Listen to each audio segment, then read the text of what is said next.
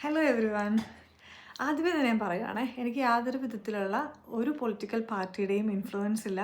എനിക്ക് സത്യത്തിൽ ഇഷ്ടമില്ലാത്തൊരു ഫീൽഡാണ് പൊളിറ്റിക്സ് എന്ന് പറയുന്നത്. അതുകൊണ്ട് തന്നെ ഞാൻ ഏറ്റവും ലീസ്റ്റ് ഇൻട്രസ്റ്റ് കാണിച്ചിട്ടുള്ളൊരു ടോപ്പിക്കാണ് പൊളിറ്റിക്സ് എന്ന് പറയുന്നത്. പക്ഷെ കുറച്ച് ദിവസങ്ങളായിട്ട് നമ്മൾ എപ്പോൾ ഫേസ്ബുക്ക് തുറന്നു നോക്കിയാലും പോപ്ഡപ്പ് ചെയ്തു വരുന്ന കുറച്ച് ന്യൂസുകളുണ്ട്. അത് നമ്മളെ വല്ലാതെ ഇൻഫ്ലുവൻസ് ചെയ്യും. സോ അങ്ങനെ ചിന്തിച്ച് എനിക്ക് കിട്ടിയൊരു പേരാണ് രാഹുൽ മാങ്കൂട്ടത്തിൽ എന്ന് പറയുന്നത്. ലെറ്റ് മി ടെൽ യു, ഞാൻ അദ്ദേഹത്തിൻ്റെ ഫാനല്ല, ഞാൻ ആരുടെയും ഫാനല്ല. ബട്ട് സ്റ്റിൽ ഞാൻ അങ്ങനെ കുറേ ന്യൂസുകൾ കണ്ട് ഫാക്റ്റുകൾ ആയിട്ട് എന്തെന്ന് റിലേറ്റ് ചെയ്ത് ചിന്തിച്ചപ്പോൾ മനസ്സിലാക്കാൻ കഴിഞ്ഞത് നമ്മുടെ കേരളത്തിലെ ഇപ്പോഴത്തെ ഭരണകൂടം എതിർ ശബ്ദങ്ങളെ നേരിടുന്ന അല്ലെ അതിനെ ഒപ്പോസ് ചെയ്യുന്ന ഒരു രീതിയെ പറ്റിയാണ്. അതിൻ്റെ ഏറ്റവും വലിയ ഉദാഹരണമാണ്, ഏറ്റവും റീസെൻ്റ്ലി നടന്ന ഒരു ഉദാഹരണമാണ് ഈ രാഹുൽ മാങ്കൂട്ടത്തിൻ്റെ കേസ് എന്ന് പറയുന്നത്.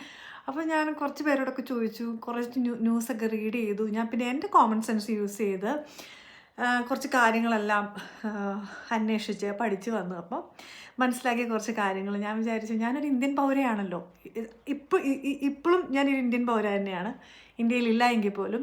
അപ്പോൾ എനിക്കതിനെപ്പറ്റി സംസാരിക്കാനുള്ള ഒരു അവകാശമുണ്ട്.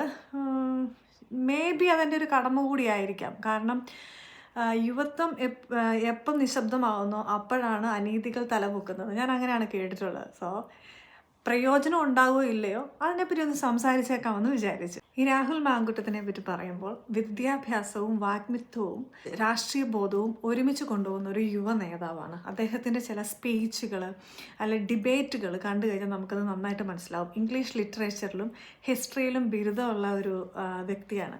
സോ നമ്മുടെ രാഷ്ട്രീയത്തിൽ നിലനിൽക്കുന്ന ഇപ്പോൾ LDFൻ്റെ ആയാലും UDFൻ്റെ ആയാലും BJPയുടെ ആയാലും വിദ്യാഭ്യാസമില്ലാത്ത നമ്മുടെ നേതാക്കന്മാരുടെ ഇടയിൽ ഇന്നത്തെ തലമുറയിൽ കുറേ പേരൊക്കെ അത്യാവശ്യം എഡ്യൂക്കേറ്റഡ് ആയിട്ടുള്ളവരുണ്ട്. അതിൽ ഒരു ഇച്ചിരി ഉയർന്നു നിൽക്കുന്ന ഒരു വ്യക്തിത്വം തന്നെയായിരുന്നു രാഹുൽ മാങ്കൂട്ട. അദ്ദേഹത്തിൻ്റെ സ്പീച്ചൊക്കെ നമുക്ക് കേട്ടാൽ നമുക്ക് നന്നായിട്ടത് മനസ്സിലാവും.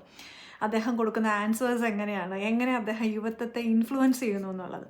അപ്പം നമ്മുടെ LDFൻ്റെ ഒരു പിന്തുടർന്ന് വരുന്ന ഒരു ചരിത്രം എടുക്കുകയാണെങ്കിൽ പെണ്ണുങ്ങളെ ആയുധമാക്കിക്കൊണ്ടാണ് അവർ ഏറ്റവും കൂടുതൽ, എനിക്ക് മനസ്സിലാക്കുന്നത് അങ്ങനെയാട്ടോ, എൻ്റെ തെറി വിളിക്കാൻ വരരുത്. ഞാൻ മനസ്സിലാക്കിയൊരു രീതി വെച്ച് ഞാൻ വലിയ ഇതൊന്നും അല്ല. അതുകൊണ്ട് എൻ്റെ കൊച്ചു ബോധത്തിൽ എനിക്ക് മനസ്സിലായ കാര്യമാണ്, നമ്മുടെ സ്വപ്ന സുരേഷിനെയും സരിതേനെയൊക്കെ ഇട്ട് എത്ര പ്രാവശ്യം അവർ ആയുധമാക്കിയെടുത്തു. ഉമ്മൻചാണ്ടിനെ പോലുള്ള ഒരു ഭയങ്കര സപ്പോർട്ടുള്ള അത്രയും നല്ലൊരു മനുഷ്യനെ, അത്രയും വലിയൊരു മനുഷ്യനെ താഴെ ഇറക്കാനും കല്ലെറിയാനും വാക്കുകൊണ്ടും ആയുധം കൊണ്ടും മുറിവേൽപ്പിക്കാനും ഉപയോഗിച്ച ഒരു പേരാണ് ഈ സരിത എന്ന് പറയുന്ന ആൾ. ഞാൻ അവരെ കുറ്റം പറയുകയല്ല, എനിക്ക് അതിൻ്റെ കൂടുതൽ കാര്യങ്ങളൊന്നും അറിയത്തില്ല. പക്ഷെ നമ്മൾ ഒരുപാട് കേട്ട് വന്ന് ഇലക്ഷനോട് അടുത്ത് വരുമ്പോൾ അല്ലെങ്കിൽ അവരുടെ കയ്യിലെ ആയുധങ്ങൾ തീരുമ്പോൾ എടുക്കുന്ന ഒരു ആയുധമാണ് ഈ പെണ്ണുങ്ങളെന്ന് പറയുന്നത്. സോ സരിത പോയി, സ്വപ്ന പോയി, അതിനുശേഷം വന്ന പേരിപ്പോൾ ഇരകൾ എന്നാണ് വിളിക്കുന്നത്. നമുക്ക് പേര് തുറന്നു പറയാൻ പറ്റത്തില്ല. അങ്ങനെ കുറേ ഇരകളെ കൊണ്ടുവന്നു. അപ്പം ആ ഒരു കുരുക്കിലോട്ട് വീണുപോയ ഒരു വ്യക്തിയാണ് രാഹുൽ മാങ്കൂട്ടത്തിൽ. അങ്ങനെ തന്നെ വീണുപോയ വ്യക്തി എന്ന് തന്നെ പറയാം. അപ്പോൾ ഈ ഒരു അടുത്ത ഒരു ഭരണത്തിലോട്ടുള്ള തെരഞ്ഞെടുപ്പ് അടുത്ത സമയത്ത് ഇറക്കിയ ഒരു ആയുധമാണ്. ഇവർക്കും വലിയ രീതിയിൽ ഒരു ഒപ്പോസ് ആകേണ്ടിയിരുന്ന, ഒരു എതിരാളി ആകേണ്ടിയിരിക്കുന്ന ഒരു നേതാവ് തന്നെയായിരുന്നു നമ്മുടെ രാഹുൽ മാങ്കൂട്ടം. പാലക്കാട് അദ്ദേഹം മത്സരിച്ച് വിജയിച്ചു, നല്ല ഭൂരിപക്ഷത്തിൽ തന്നെ.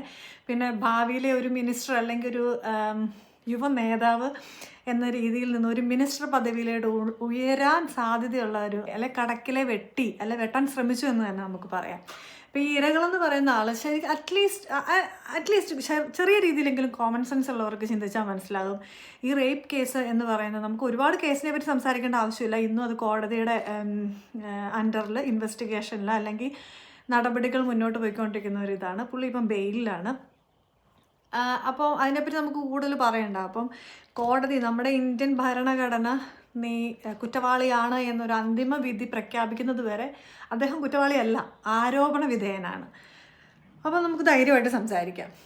സോ നമുക്ക് ഈ റേപ്പ് കേസൊക്കെ എടുക്കുവാണെങ്കിൽ ഇപ്പോൾ ഒരുപാട് പ്രമുഖരെ വിവരമുള്ളവർ ഇതിനെപ്പറ്റി ഒത്തിരി ഡിസ്കസ് ചെയ്തിട്ടുള്ളതാണ്. അതുകൊണ്ട് നമുക്ക് വളരെ ഡീറ്റെയിൽഡായിട്ട് പോകേണ്ട ആവശ്യമൊന്നുമില്ല. അദ്ദേഹത്തിനെതിരെ ഒന്നിലധികം ആരോപണങ്ങൾ വന്നിട്ടുണ്ട് കുറേ സ്ത്രീകളുടെ അടുത്തുനിന്ന്. സോ അവരെ ബലാത്കാരമായി ദുരുപയോഗം ചെയ്തു എന്ന് പറയുന്ന ആ ഒരു ലോജിക്ക് മനസ്സിലാവുന്നില്ല. എന്തുകൊണ്ടാണ് ഇപ്പോഴും ആൾക്കാർ ആ ഒരു കേസിനെ, ഈ രാഹുൽ മാങ്കൂട്ടത്തിനെതിരെ അല്ലെങ്കിൽ ആ ആരോപണം ഉന്നയിച്ചവരുടെ കൂടെ നിന്നിട്ട് പറയുന്നതെന്ന് എനിക്ക് മനസ്സിലാകുന്നില്ല. അതും പറയുന്നതിൽ ഒരുപാട് യുവാക്കളും, അതായത് ബോധമുള്ളവരുണ്ട്, എഡ്യൂക്കേറ്റഡ് ആയിട്ടുള്ളവരുണ്ട്. നമുക്ക് ഈ പ്രായമായവരെ പറഞ്ഞ് തിരുത്താൻ ഭയങ്കര ബുദ്ധിമുട്ടാണ്. ഇപ്പോൾ ഫോർ എക്സാമ്പിൾ എൻ്റെ മമ്മി ഒരു ഭയങ്കര വലിയ കമ്മ്യൂണിസ്റ്റുകാരിയാണ്. മമ്മി ഭയങ്കര ഡീപ്പായിട്ട് കമ്മ്യൂണിസത്തിൽ വിശ്വസിക്കുന്ന ഒരാളാണ്. അപ്പം മമ്മീനെയൊക്കെ പറഞ്ഞ് തിരുത്തുക എന്ന് പറഞ്ഞാൽ ഭയങ്കര ബുദ്ധിമുട്ടാണ്. ഞാൻ എൻ്റെ മകനെ കളിയാക്കി പറയുന്നതല്ല, പക്ഷേ അങ്ങനെ ഒത്തിരി പേരുണ്ട്. ഞാൻ ഉദ്ദേശിച്ച ആ ഒരു ജനറേഷനെ പറ്റിയാണ്. പക്ഷേ ഈ ചെറുപ്പക്കാരായിട്ടുള്ളവർ എന്തുകൊണ്ട് ഇതിനെ സപ്പോർട്ട് ചെയ്യുന്നു എന്ന് എനിക്ക് മനസ്സിലാകാത്തത്. അപ്പോൾ അത് രാഷ്ട്രീയ അടിമകളായി നമ്മളെല്ലാം മാറിയതുകൊണ്ടല്ലേ, ചിന്തിക്കാനുള്ള നമ്മുടെ ആ ഒരു കഴിവ് നമ്മൾ പണയം വെച്ചതുകൊണ്ടല്ലേ. ഒന്ന് ആലോചിച്ച് നോക്കി, ഒരു പ്രാവശ്യം നമ്മളെ റേപ്പ് ചെയ്യാം, ഓക്കെ, തടങ്കലിൽ ഇട്ടുകൊണ്ട്, അല്ലെങ്കിൽ പുറം ലോകവുമായിട്ടൊരു ബന്ധമില്ലാത്ത രീതിയിൽ നമ്മളെ റെസ്ട്രെയിൻ ചെയ്ത് വെച്ച് രണ്ടാമത്തെ പ്രാവശ്യം മൂന്നാമത്തെ പ്രാവശ്യം നമ്മളെ റേപ്പ് ചെയ്യാം. ഇങ്ങനെ ഒരു നമ്മൾ ദുരുപയോഗം ചെയ്യാൻ പറ്റും. പക്ഷേ ഉഭയകക്ഷി സമ്മതപ്രകാരം ഇങ്ങനെ ഒരു റിലേഷൻഷിപ്പിൽ ഏർപ്പെട്ടതിന് ശേഷം എന്തോ പ്രതീക്ഷിച്ചുകൊണ്ട് കുറേ നാളുകൾക്ക് ശേഷം അദ്ദേഹം എന്നെ ദുരുപയോഗം ചെയ്തു എന്ന് പറയുന്നതിനോട് എനിക്ക് എൻ്റെ ലോജിക്ക് അത് സമ്മതിച്ചു കൊടുക്കാൻ ഒട്ടും സമ്മതിക്കുന്നില്ല. കാരണം ചിന്തിക്കുമ്പം അത് ഭയങ്കര കോമഡി ആയിട്ടാണ് എനിക്ക് ഫീൽ ചെയ്യുന്നത്. ഞാൻ ഒരിക്കലും അവരെ കളിയാക്കി പറയുന്നതല്ല. ഇപ്പം ന്യൂസ് ചാനലിലൊക്കെ വന്നു, ആ സ്ത്രീ അല്ലെങ്കിൽ ആ കുട്ടി പുള്ളിക്ക് വിഷുക്കൈനീട്ടം കൊടുത്തു, ഗിഫ്റ്റ്, ഷാമ്പു, അതും ഇതെല്ലാം അയച്ചു കൊടുത്തു എന്ന്. എന്നെ മാനസികമായിട്ടെങ്കിലും ഒരാൾ പീഡിപ്പിച്ചാൽ ഞാൻ അവനിട്ട് നല്ല പണി കൊടുക്കാനേ നോക്കത്തുള്ളൂ. അല്ലാതെ ഞാൻ പൈസയോ, ഞാൻ അധ്വാനിച്ചുണ്ടാക്കിയ പൈസയോ അല്ലെങ്കിൽ ഷാമ്പുവോ കണ്ടീഷണറോ ഒന്നും ഞാൻ അയച്ചു കൊടുക്കത്തില്ല. ഞാനെന്നൊരു വ്യക്തി, എൻ്റെ ചുറ്റുപാടും കണ്ടിട്ടുള്ള റിയൽ ലൈഫിലെ വ്യക്തികളെയും ഞാൻ അങ്ങനെയാണ് മനസ്സിലാക്കിയേക്കുന്നത്. എനിക്കിട്ട് ഇങ്ങനെ ഒരു റേപ്പ് ചെയ്യാന്നൊക്കെ പറയുന്നത് ഏറ്റവും ക്രൂരമായിട്ടുള്ളൊരു കാര്യമാണ്. നമ്മുടെ ശാരീരികമായിട്ട് നമ്മളെ അങ്ങനെ ചെയ്യുന്നത്. അങ്ങനെ ഒരു വ്യക്തിക്ക് നമ്മൾ എന്തിൻ്റെ പേരിലാണ് പൈസയൊക്കെ അയച്ചു കൊടുക്കുന്നത്? സോ ആ ഒരൊറ്റ എക്സ്പീരിയൻസിൽ നിന്ന് തന്നെ, അല്ലെങ്കിൽ എക്സാമ്പിളിൽ നിന്ന് തന്നെ നമുക്ക് മനസ്സിലാകത്തില്ല ഇതൊക്കെ മനഃപൂർവ്വം കെട്ടിച്ചമച്ച് കൊണ്ടുവന്ന കേസുകളാണെന്ന്. സോ അങ്ങനെ കുറച്ച് പെൺ കേസുകൾ കൊണ്ടുവന്ന പെൺ വിഷയം നമ്മുടെ മുന്നിലോട്ട് എടുത്തിട്ടാൽ നമ്മളെല്ലാം അതിനെ കടിച്ച് തൂങ്ങും.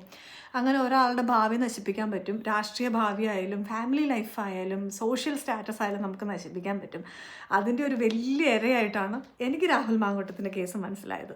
ഇപ്പോൾ വേണ്ട ഇലക്ഷൻ അടുത്തിരിക്കുകയാണ്. ഇപ്പം നമ്മൾ കിട്ടിയ അറിവുകളൊക്കെ വെച്ചിട്ട് അദ്ദേഹത്തിൻ്റെ പേര് മത്സരാർത്ഥികളുടെ ഇടയിൽ ഇല്ല എന്നാണ് തോന്നുന്നത്. കാരണം അതിൻ്റെ ഫൈനൽ ലിസ്റ്റ് അവർ പുറത്ത് വിട്ടിട്ടില്ല എങ്കിൽ പോലും കോൺഗ്രസ് അദ്ദേഹത്തിൻ്റെ പേരിനൊരു മുൻതൂക്കം കൊടുക്കുന്നില്ല എന്നാണ് അറിയാൻ പറ്റിയത്. പക്ഷേ എനിക്ക് കണ്ണും പൂട്ടി പറയാൻ പറ്റും, അദ്ദേഹത്തിനെ ഒരു സ്ഥാനാർത്ഥിയായിട്ട് നിൽക്കുകയാണെങ്കിൽ നല്ല രീതിയിലുള്ള ഒരു യൂത്ത് സപ്പോർട്ട് അദ്ദേഹത്തിന് ഇപ്പോഴും ഉണ്ട്.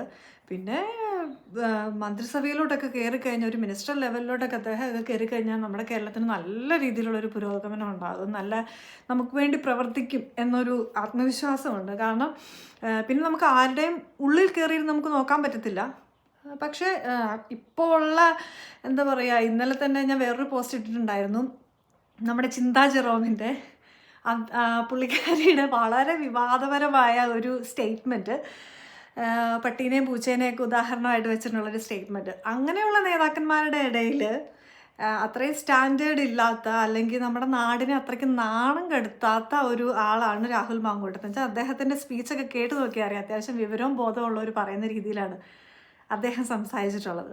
സോ അങ്ങനെയൊക്കെയുള്ളവരുടെ അടുത്ത് ഇദ്ദേഹത്തെ പോലുള്ളവർ ഉയർന്നു വരണം. പിന്നെ നമ്മുടെ ഇപ്പം തിരുവനന്തപുരത്താണേലും നല്ലൊരു മാറ്റമാണ് ഉണ്ടായേക്കുന്നത്. BJP സ്ഥാനാർത്ഥി മറ്റേ ആശാനാഥ് കയറിയേക്കുന്നത് ഡെപ്യൂട്ടി മേയറായിട്ട്, അതുപോലെ ശ്രീലേഖ PS.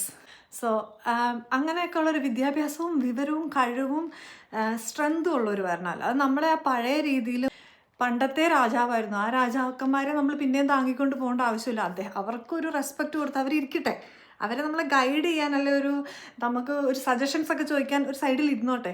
യുവതലമുറയ്ക്കാണ് നമ്മൾ പ്രാധാന്യം കൊടുക്കേണ്ടത്. അല്ലാതെ ഉയർന്നു വരുന്നവരെ ചവിട്ടി താഴ്ത്തി, അതുപോലെ ഇതുപോലത്തെ ചീപ്പ് കേസൊക്കെ പറഞ്ഞ് ചവിട്ടി താഴ്ത്തി നമ്മൾ നമ്മുടെ തന്നെ ഭാവി ഇല്ലാണ്ടാക്കരുത്. വേറെ വെളിനാട്ടിലോട്ടൊക്കെ നോക്കിക്കഴിഞ്ഞ് കഴിഞ്ഞാൽ എന്തുമാത്രം പുരോഗമനങ്ങളാണ് നടക്കുന്നത്. നമ്മുടെ നാട്ടിലൊന്നും നടക്കുന്നില്ല. പലരും ചിന്തിക്കാറുണ്ട് എന്തുകൊണ്ടാണ് കേരളത്തിൽ നിന്ന് യുവത്വം പൊഴിഞ്ഞു പോകുന്നതെന്ന്.